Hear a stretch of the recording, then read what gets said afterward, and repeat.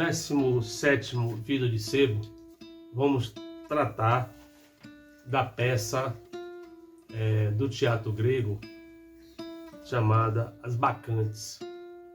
Antes de nós adentrarmos na peça As Bacantes, é importante que a gente faça umas duas referências antes de nós entrarmos na peça. Uma é sobre o que é o teatro grego, né? Os elementos do teatro grego, né? Que compõem, para que a gente tenha uma noção, haja vista que não se tem uma compreensão do como isso aconteceu no século VI, no século V a.C.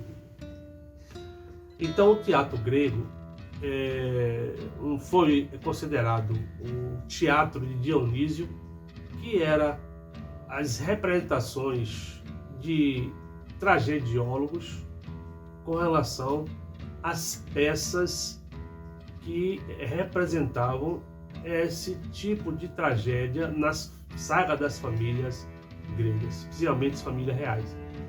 Ele não tratou nos teatros gregos de epopeias, porque já se pressupõe que ao as peças serem narradas, as histórias das epopeias já eram conhecidas, já eram narradas.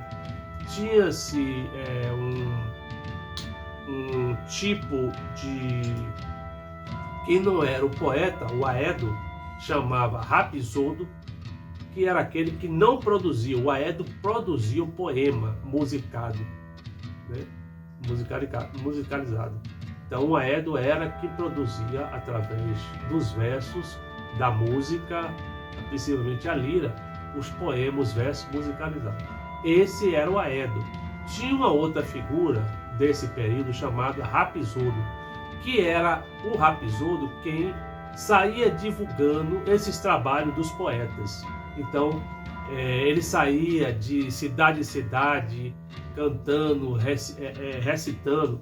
Então já se tinha um conhecimento dos feitos heróicos das epopeias, desses grandes heróis das epopeias. Então isso no teatro grego ele não era de tanta importância, porque já se era conhecimento quando as peças iam ser montadas.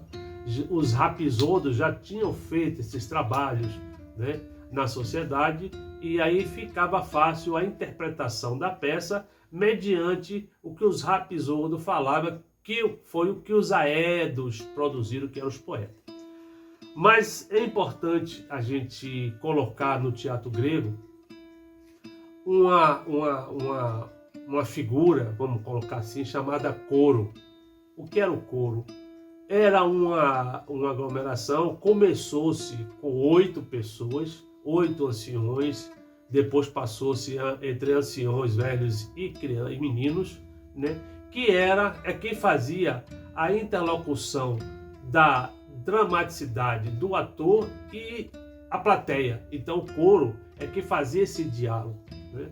Na figura do coro desse conjunto, que depois foi ampliando, chegou-se até a ter 50, né, chamados coreeltos, né? Você tinha o corifeu, que era aquele cantor do coro, né? É aquela figura que aquele líder, o cantor do coro, que fazia, né, tipo assim, as formas hipócritas de encenação para que a plateia entendesse. Então, às vezes, o ator perguntava alguma coisa e o coro fazia de forma hipócrita ou fazia entender a plateia de que era verdade ou não era. Então, esse era o papel do coro nos teatros gregos. Então, essas figuras que eu falei, repetindo, são importantes. O Aedo poeta, né, que era a poesia musicalizada, o Rapisodo, que era a interpretação do Aedo, do poeta. O Rapisodo não fazia o poema, mas ele reproduzia, né? Eram figuras, inclusive, marcantes, porque tinha uma capacidade de memorização incrível, inclusive tem no século quinto, Platão ele reproduz nos diálogos, nos banquetes, um célebre diálogo entre Sócrates e Ion, que era o Rapisodo, né?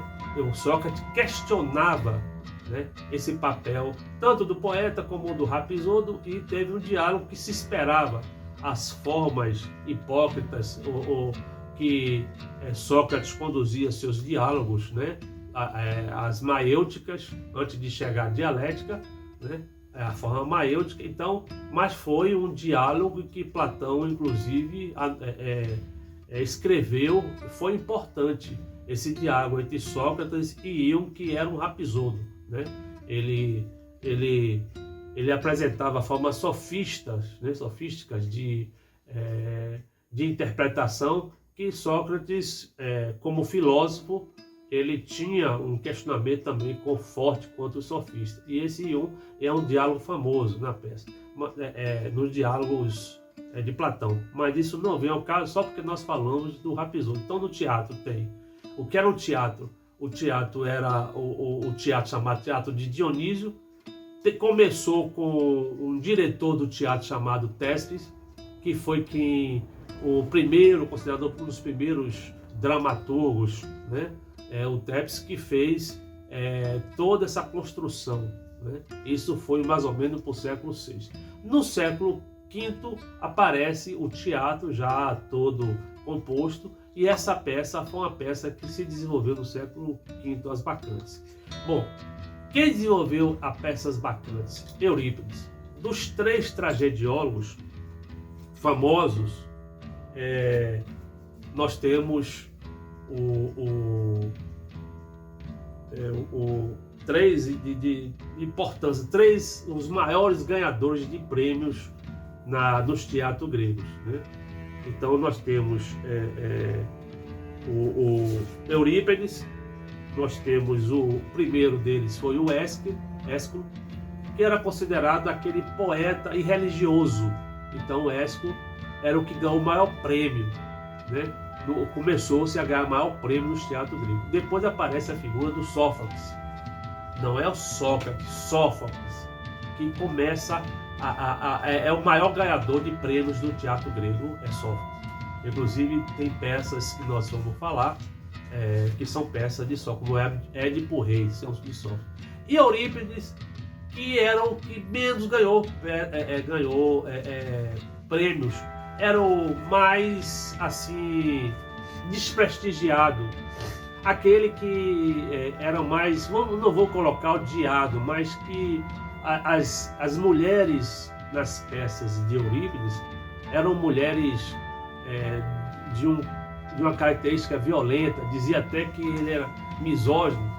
Nós temos peças como Medea, como Fedra, e nas Bacantes ele dá essa característica, né, das mulheres fortes que representavam no teatro grego e que Eurípides colocou em evidência. Então,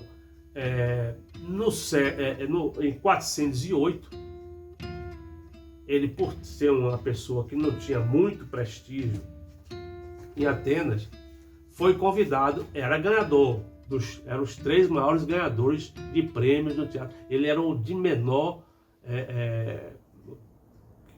quantidade que ganhava. Então você tem, né, que eu já falei, o Ésquilo, que foi o primeiro. Depois aparece Sófocles, que foi quem arrebatou ganhou muitos prêmios, né, de primeiro lugar no teatro grego nas suas peças. E Ésquilo, que é o terceiro, que em 408, ele, por ter esse pouco prestígio em Atenas, ele foi convidado pelo rei, né, Asquereu, para poder ir na Macedônia, para sair de Atenas e viver na Macedônia. Ele aceitou, né, viver nas montanhas, saiu de Atenas, um local privilegiado naquela época, e foi viver nas montanhas, né, no reinado de Asquereu, porque foi um convite que foi feito. Continuou fazendo peças. Em 406 ele faz essa peça As Bacantes, Em 408 ele faz essas peças, em 406 a.C., o seu filho, já de forma, com a morte do pai, faz essa peça de forma apóstolo e ganha, arrebata o primeiro prêmio, né, as bacantes. Ele falece em 406, no mesmo ano em que apresentou, né, uma trilogia, inclusive na trilogia, porque no teatro grego você apresentava 3 peças para concorrer, uma Dionisíada, chamada Dionisíada, 3 peças dramáticas e uma cômica, né? Então ele apresentou as peças e uma as 3 ganharam o primeiro prêmio e uma das que ganhou foi essas bacantes que a gente vai falar. Essa peça está comentada, né? Está aqui na Metamorfose de Ovídio, como não poderia deixar de estar aqui nas Metamorfoses, porque a gente vai ver como é que Ovídio coloca essas transformações. E é importante, é por isso que eu disse que esse livro Metamorfose, no 16º vídeo, não é um livro para ser corrido, é um livro de estudo, é um livro de consulta, porque esses mitos, eles se entrecruzam, né? Eles não são estanques, não são formas únicas, né? Ele entrecruza. Então, se nós olharmos esse quadro aqui, inclusive, já apresentamos ele em vídeo anterior. E o que importa nesse aqui é essa parte que está de branca, né? Que é a parte de Cadmo, a família de Cadmo. Que ele é filho de Agenor, rei de Tiro, e que tinha importância Europa, que não vamos falar aqui nessa peça, nesse vídeo. Europa que é raptado por Zeus, aqui é uma outra história, uma outra peça. Mas a gente vai falar de Cadmo, que é irmão de Europa, que o pai dele, Agenor, pede a Cadmo para sair procurando a irmã e que não voltasse sem ela. E foi assim que, ao não voltar, ele consultou o oráculo de Delos para poder saber aonde a irmã estaria, e o oráculo aconselhou que ele não procurasse mais, porque não ia encontrar, e que quando ele saísse do oráculo, que ele avistasse uma vaca, e ele avistou a novilha, justamente quando ele saiu, a novilha estava lá, ele acompanhasse o animal, e aonde esse animal parasse, ele fundaria uma cidade. E foi assim que Cadmo fundou Tebas, né? Então, nas Metamorfoses, aparece, né, essa cena aqui, esse quadro, que é um quadro do século XV, né, de 1497. Uma das coisas importantes para se falar é que boa parte dos pintores da Renascença se inspiraram em Ovídio para fazer seus quadros, suas obras de arte, né? Então mostra, inclusive, uma outra performance que esse livro gerou, que eu não falei no vídeo, né? No vídeo anterior, que eu trato de Metamorfose, que a Renascença, que foi um período que começa a partir do século XV, principalmente os pintores da Renascença, Botticelli e uma série de outros pintores ilustres, se inspiraram, né, nas Metamorfoses de Ovídio para poder fazer suas pinturas. Então você mostra o que foi significativo esse livro. E uma das figuras, né, que aparece é essa de deixa eu ver aqui, da Escola dos Países Baixos, de 1497. Essa figura de Cadmo, ele aqui cheio de osso, plantando. E o que foi essa figura, a representação? Foi justamente aqui quando ele deixou de procurar, que a vaca parou, que mugiu para cima e, tipo, olhando para as montanhas, ele beijou, o Cadmo beijou o chão, colocando que ali seria um novo local que seria fincado para construir um novo país. Então foi assim que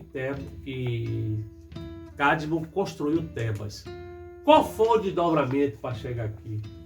Ele, naquele tempo, era frequente, né, acreditar que era preciso fazer aos deuses, né, fazer um agradecimento. E aí ele pediu água limpa, que procurasse os que estavam com ele, seus servos, para que procurasse água limpa, para que pudesse fazer essa referência aos deuses. E aí o pessoal dele saiu para procurar, viu um bosque, e ao adentrar nesse bosque, viu que o bosque nunca tinha um machado, tinha sido inclusive cortado nada, um bosque virgem. O pessoal entrou e achou uma água, um olho de água limpa, cristalina. E ao começar a pegar nos potes, com o que se depara?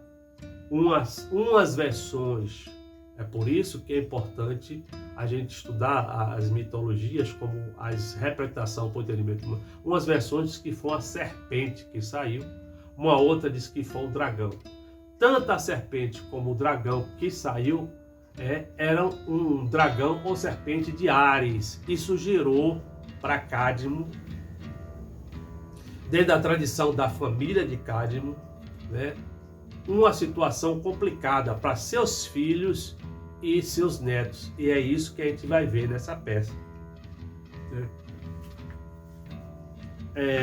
Aqui é uma situação de o rapto da irmã dele, Europa, de Zeus, metamorfoseado, transformado em touro, né?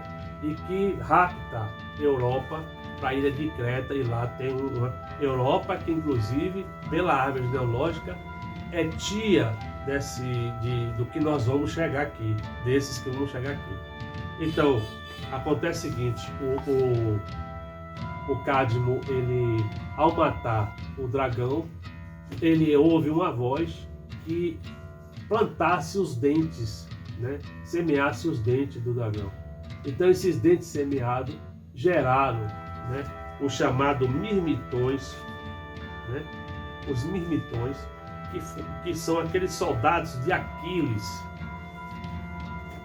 Olhe o entendimento mitológico. Esses mirmitões que já nasceram, já foi semeado no primeiro momento, já nasceram se degladiando um com o outro, se matando, né? Se matando. E Cadmo não entendia nada, porque já estouravam, saindo com arma e se matando. E aí disse para Cadmo não se meter na história. Ficaram 5 restantes, desses 5 que fundaram Tebas. Bom, vamos agora entrar definitivamente nas bacantes, né? Aí a família de Cadmo é casado com Harmonia, né? Do filho de Europa se tem 3 linhagens ali. Polidoro, que a gente vai ver, que vai chegar em Édipo, a de Agave, que a gente vai ver aqui nas bacantes, e Semele. Agave é mãe de Penteu, que é neto de Cadmo, que vai estar envolvido nessa tragédia das bacantes, e Semele, que é a mãe de Dionísio. Quer dizer, Penteu e Dionísio são primos. Você olhe a questão da vingança nas sagas das famílias, né? As maldições que se passaram. Por que a maldição? Porque ele matou o dragão ou a serpente de Áries, que era um deus. E ele pagou caro, né, por esse tipo de situação, né? Foi recomendado que eles pegassem os dentes do dragão, semeassem e tal, mas ele, ao matar o dragão ou a serpente, ele herdou, né, essa maldição que os filhos herdaram. Então Semele, que é filha de Cadmo, ela tem um caso com Zeus. Olhe aquilo que eu falei, que nas metamorfoses de Ovídio coloca Zeus, um deus, né, mas insaciável do ponto de vista da sedução. Ele tem um caso com a Europa e depois com a sobrinha Semele. Ele tem um caso também com a sobrinha Semele, né? E desse caso de Semele com Zeus, um deus, uma mortal, nasce Dionísio. O que acontece desse casamento de uma mortal com Deus? O que é que acontece? Primeiro, a mulher eu já coloquei isso em outros vídeos, e só enfatizando porque isso é mitologia, né? E essa mitologia tem a ver com os mortais, com a gente. A mulher de Zeus chamava Hera. Hera era irmã, inclusive, de Zeus. Era irmã de Zeus. Filha de quem? De Cronos, no tempo. Aquele que comia os filhos. E a mãe escondeu Zeus e termina Zeus matando Cronos. Isso já vem acontecendo, inclusive, também com o avô dele. Então, essa sucessão dentro da mitologia com os deuses se reproduz também com os humanos.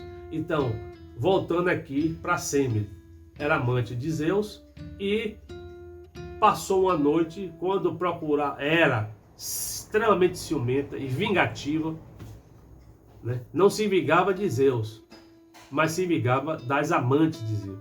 E aí, ao Zeus passar uma noite com Semele,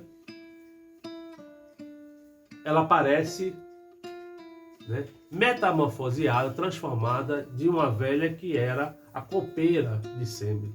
E aí Semele, satisfeita, as tragédias humanas, porque Semele era humano, né? Ela satisfeita por ter passado uma noite de prazer com um deus, né? E aí o que acontece? Ela chega, como é que ela se vinga da amante? Ela aparece como uma senhora boazinha, escutando a conversa de satisfação de Semele e recomenda, diz, por que você não pede a ele, não faz um pedido a ele, para que ele se mostre, né, como é que ele é, né? Já que ele se transformava sempre para lhe ver aquele negócio todo. Semele, humana, vai na conversa e pede a Zeus, né? Zeus, eu queria fazer um pedido. Ele, apaixonado por Semele, disse, o seu pedido eu jamais vou negar. Pode fazer o pedido que você quiser. E aí ela pede que ele se mostrasse na plenitude que ele era. Ele mudou a cara na hora, ficou triste, mas não pôde negar o pedido. Automaticamente se metamorfoseia, se transforma em Zeus. Quem era Zeus? Um deus do Olimpo, uma luz muito forte. Semele não aguenta ver essa luz, que era a feição dele, e se queima toda, vira cinza. Mas antes de Zeus tira, sabendo que ela estava grávida dele, tira o bebê que é Dionísio.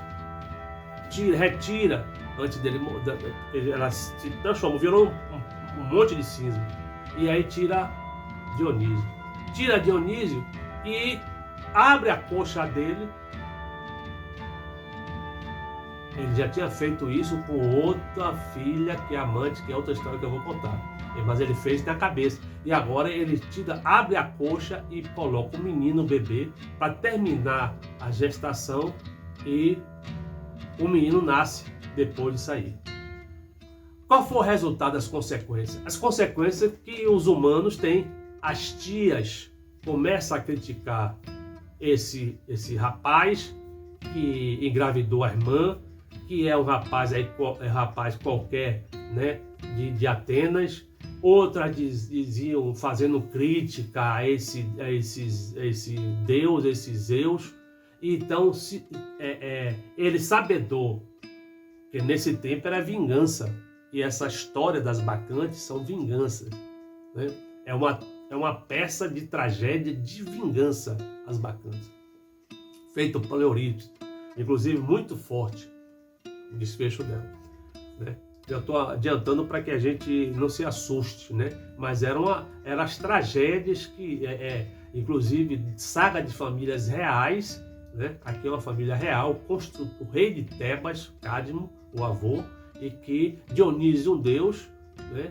Por ser filho de um deus, Zeus, com a mortal Semele, e que resultou no desfecho trágico que a gente vai estar relatando. Então, o que acontece? Zeus pega o filho e dá a Hermes, que é o mensageiro, aquele que tem uma asinha no calçado, que tem uma asinha na cabeça, no coisa, e que voa rápido. E aí manda ele tirar o menino do efeito de Hera, que era vingativo. Então ele leva esse menino para ser criado pelas ninfas, pelas Mênades, né, como bode, no meio de bode.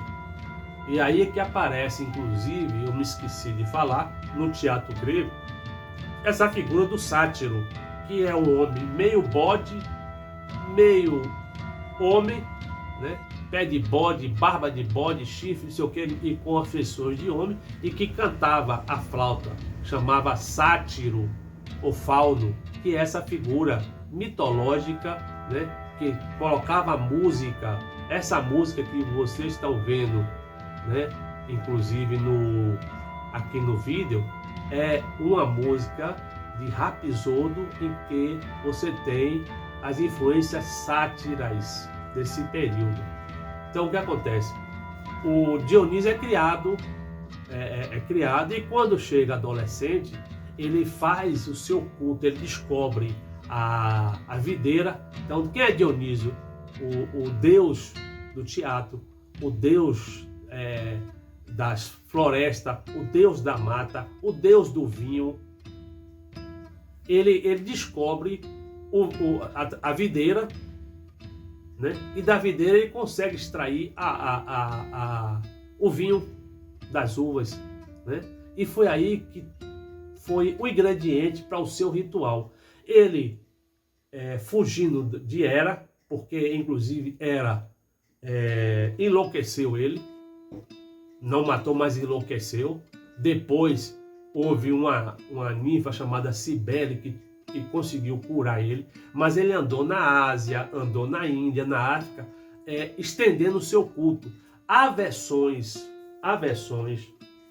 né, nas mitologias, e que é explicado em Ovídio, nas Metamorfoses, antes de ele chegar a Tebas, aonde ele queria estabelecer o seu culto na cidade originária, ele passou nesses locais e se dizia que Dionísio era um deus estrangeiro.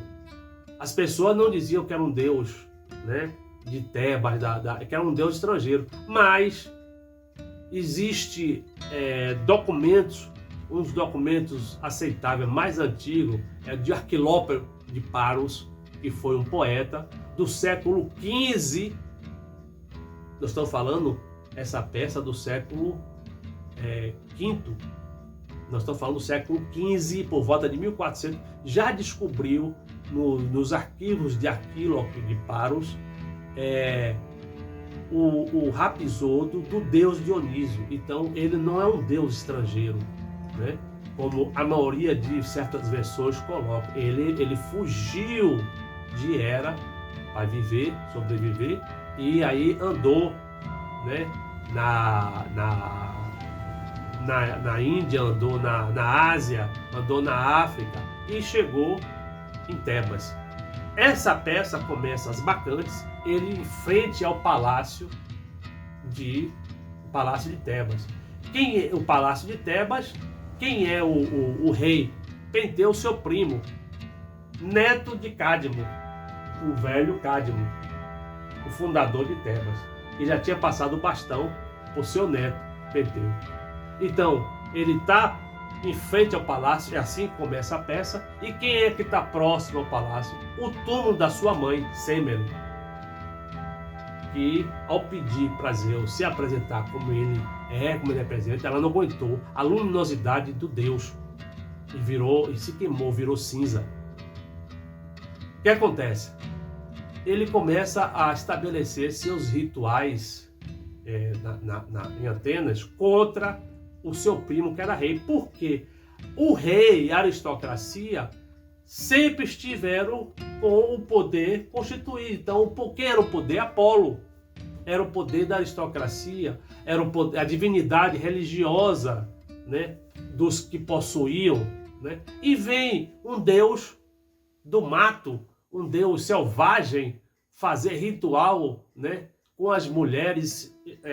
Penteu não queria de jeito orgias, porque ao beber, ao experimentar o principal elemento do ritual báquico, que é o vinho, né, as mulheres ficavam endemonizadas e aí selvagens. Então, o primo não queria. Lembre-se, logicamente, que a gente não vai desdobrar, mas olhe o cristianismo, como é que Cristo desenvolve os trabalhos dele com vinho, porque já vem, olha onde já vem. Nós estamos falando de 400 e pouco antes de Cristo, mas quando chega em Cristo, né, que tira a representação da carne, né, é a hóstia que é o seu corpo, mas o vinho está presente. Então essas tradições já vinham, né, antes do cristianismo, né? Ela só faz se transformar, metamorfosear. Então, ele está em frente ao palácio de Tebas e do lado está o túmulo de sua mãe. E ele quer vingança. É um Deus vingativo, Dionísio, é um Deus terrível, né? Naquele tempo não se tinha, né, a questão você tinha o Apolo, que era o Deus, não sei o quê, mas também, bom, aí o que acontece? Ele começa a estabelecer os rituais báquicos nas montanhas de Atenas, né? Estabelecer. E seu primo não queria, o rei não queria. O rei não queria que as mulheres ficassem. Então as mulheres, começou a seu avô, Cadmo, com outro ancião, subir nas montanhas para participar, para presenciar, para entender o que eram esses rituais báquicos. Esse outro ancião com o avô, Cadmo, é uma história à parte que eu vou falar, chamado Tiresias. Não dá para a gente abrir aqui o leque, mas grave esse nome que eu vou falar.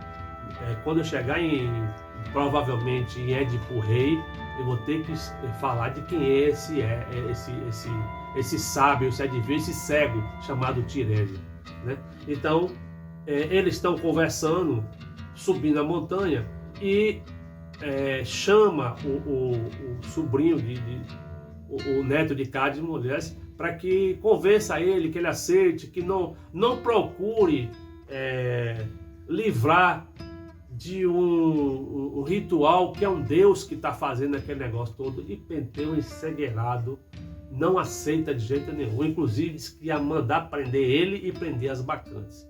Bom, esse ritual está acontecendo. E aí o que acontece? Ele prende, o Penteu, o rei, prende o Dionísio. Prende Dionísio, que ele está metamorfoseado de jovem, né? de servil, de dócil, mas ele de propósito querendo conversar com Penteu, que é primo dele, para convencer a que o ritual seja feito ali naquela cidade, né? E o primo não aceitando, prende ele, conversa com ele enquanto prendeu as bacantes. Uma parte dessas bacantes que foram presas eram sacerdotisas que acompanhou Dionísio na Ásia, na Índia, na África e veio. As outras bacantes que fazem parte da peça são as mulheres de Atenas, que vão todas para esse ritual no mato, né? E as mulheres se transformam, bebendo vinho, se transformam, ficam ensardecidas, né? Matam animais, né? Com as unhas. Quando dizia, olha ali um javali, corriam atrás, né? E matavam. E aí, nessa conversa que está tendo, Dionísio transformado, metamorfoseado num jovem servil, num sacerdote Dionísio que Penteu não conhecia, ele está conversando com Penteu. A esse tempo, as sacerdotisas presas pelos guardas de Penteu já se soltaram e Penteu continua preso, e ele conversando de propósito, ele querendo convencer, Dionísio, ele querendo convencer Penteu de que ele aderisse ao ritual báquico, que ele deixasse o ritual acontecer. Mas essa briga entre Dionísio e Apolo, no século XIX, o Nietzsche, ele coloca isso, ele coloca essa rivalidade entre Apolo, Nietzsche nos seus livros, a tragédia grega, ele fala, né, foi um filósofo importantíssimo, ele fala o tempo todo dessa rivalidade entre Apolo e Dionísio, né? Então, voltando à peça, essa altura do campeonato, o Penteu, o Dionísio conversa a Penteu a olhar, a ir presenciar as cenas, se transformando, ele se vestido de mulher, porque as bacantes foram mulheres. Então ele se vestisse de mulher e que fosse olhar. Ele aceitou, caiu na conversa, não. Ele foi na conversa do Deus, Dionísio, e se transformou em mulher e foi espiar o culto que tanto ele não conhecia, mas se tinha, né? Ele se tinha uma algeriza, ele sabia o negócio de beber, estar bebendo mulheres e fazendo orgias, né? E não sei o que tal. Aí mas o Dionísio convenceu ele, mansinho, se transformou num jovem bonito, de bom papo, e convenceu ele, foi se vestiu de mulher e foi olhar, escondido. Quando ele chega lá, Dionísio já estava lá, né? E na forma de Dionísio, mesmo de Deus. E aí chegou para as mulheres e disse: olhe lá um estranho nos vigiando, um culto que só era permitido aos do clube das bacantes. E aí as mulheres saem correndo atrás. Ele está em cima de uma árvore, as mulheres derrubam ele dessa árvore, né? E quem é que pega ele? A mãe dele, Agave, está com os olhos para cima, possuída pelo Deus, pelo efeito do vinho, com os olhos revirados, arranca braço, arranca a cabeça dele. Logicamente que na cena da tragédia, esse momento não é passado, né? Mas é dito, né? Então, e ele pedindo pelo amor de Deus para a mãe olhasse para ele, para que identificasse que era filho dele, e a mãe e as outras tias e as mulheres bacantes arrancando o braço, arrancando isso, aquilo dele, e o sangue fazia parte do ritual. É por isso que era recriminado, né, por uma parte da sociedade, né? E aí ela chega inclusive na casa do pai com Cadmo, com esse troféu, né, que ela matou, que ela pensou que era um leão, que foi dito que é um leão. Ela ensadecida, possuída pelo efeito do vinho. E aí o avô, quando chega, e procura inclusive o filho para poder mostrar. Só que o filho não estava morto no braço dela, cabeça. E aí o avô, quando vê aquela cena, se transforma, né? Inclusive ele coloca, né? São palavras que estão nas metamorfoses. Eras tu, ó filho, que sustentava nosso palácio, tu que nascera de uma filha minha e era o terror da cidade. Ao velho que aqui está, ninguém tentava ultrajar.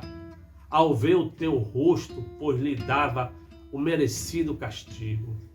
E agora, privado de honras, serei exilado do meu palácio. Eu, Cadmo, o grande, aquele que semeou a raça tebana e que colheu a mais famosa nesse.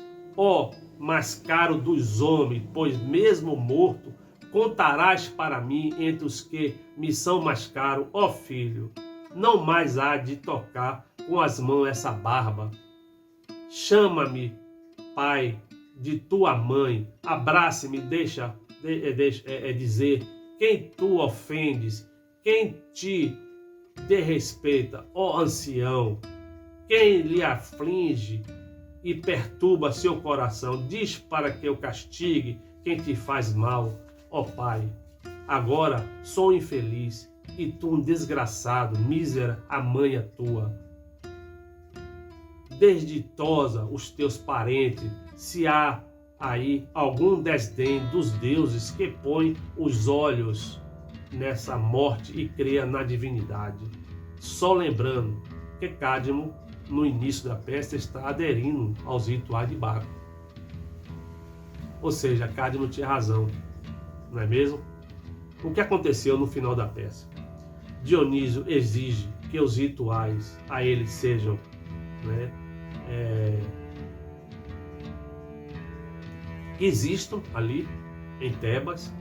Ele transforma o Cadmo e sua esposa em serpente e aqui está uma figura do livro de Metamorfose, né? A figura do século XV dos Países Baixos, né? Que tá. Por que Cadmo e a mulher transformaram? Ele matou a serpente de Ares e o deus Dionísio transformou ele. Lógico, isso é a forma mitológica de dizer como é que as transformações no ser humano, não que ele, né, ele pagou, né, o que ele fez. Então, todos eles aceitam o castigo e a peça se encerra com um coro dizendo, o coro que eu falei, né? Um coro dizendo, né? Muitas são as formas do divino. Então, Dionísio apareceu, né, jovem, manso, falando, convencendo ele, mas na verdade, né? E muitas coisas os deuses fazem sem contar.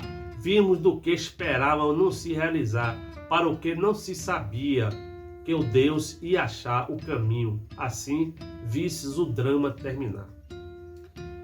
Então, As Bacantes é um drama familiar e, na verdade, uma tragédia de Agave, né? Então, Cadmo, ele herda uma maldição.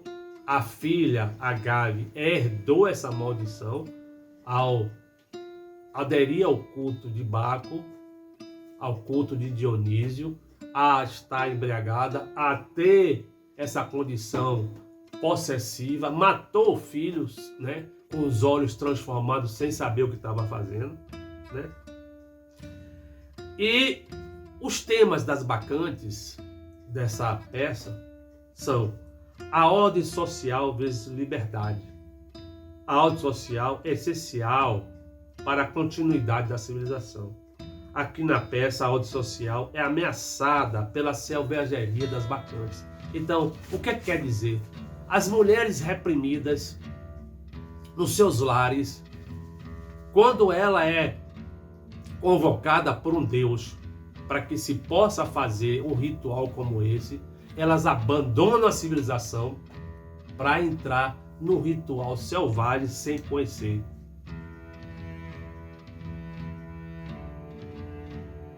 E aí deu no que deu, né?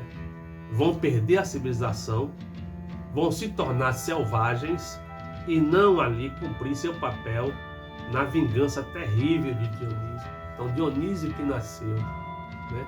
Isso é uma representação mítica, mas quantos humanos, né, estão encarnados, mas que estão ali espiritualmente buscando a vingança, porque foi perseguido por Hera, né? Ele foi enlouquecido, se recuperou, as tias, né, escorraçaram ele, né, de Tebas, ele voltou e cometeu uma vingança familiar, né? As próprias tias e a mãe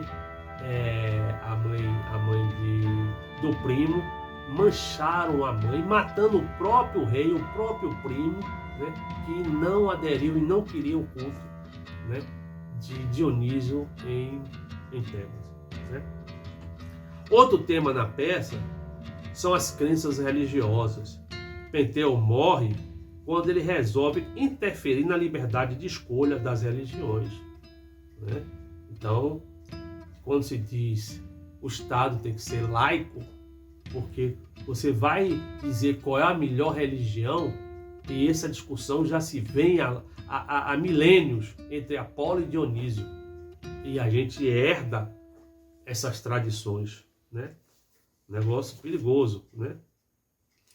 Aqui também tem uma questão de duplos dualidade. O próprio Deus, Baco, que Baco é o mesmo Dionísio, né? Baco é romano e Dionísio é grego. Se apresenta de jovem, gentil, delicado, quando na verdade a faceta principal dele é um Deus, né, feroz, né, poderoso, e que não vai fazer sua vontade né, sobreviver ali naquela cidade.